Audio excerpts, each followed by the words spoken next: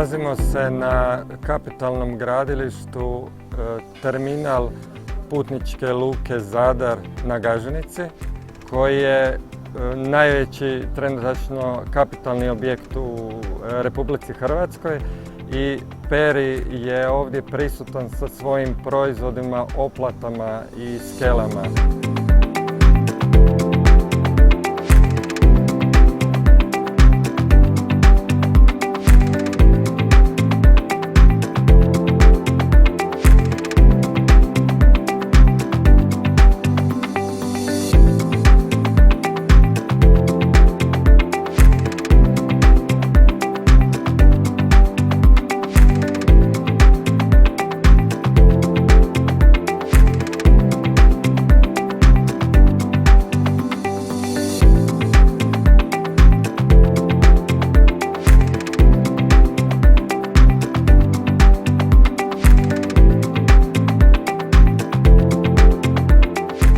Tvrtka Peri oplate i skele prisutna je na hrvatskom tržištu već više od 10 godina.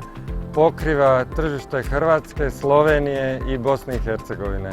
Dio smo svjetske korporacije sa sjedištem u Weissenhornu u Bavarskoj, u Njemačkoj, i prisutni smo u više od 68 zemalja svijeta.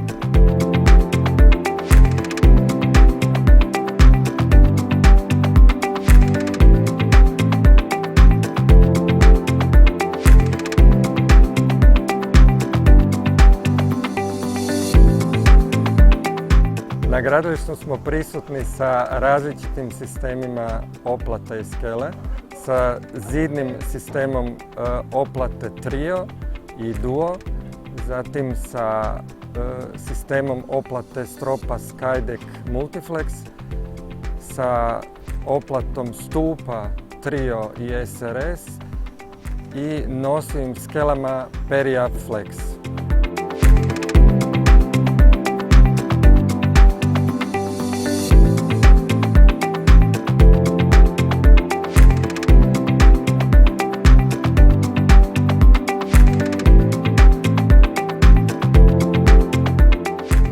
Na gradilištu poseban je bio izazov izvesti kose kružne stupove, takozvane V stupove visine 11 metara. Tu smo ponudili svoje specifično rješenje. Za samu oplatu kružnih stupova odabrali smo SRS kružnu oplatu sa Vario kit podupiranjem.